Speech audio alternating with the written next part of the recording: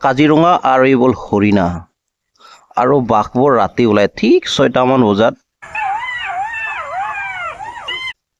আৰু এইফালে দেখিছে ময়ূৰ।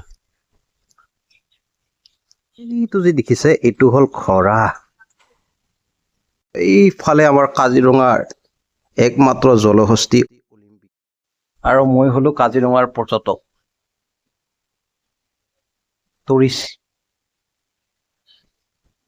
আৰু এতিয়া আমি এটা আঁকিম কাজিৰঙাৰ চৰাই।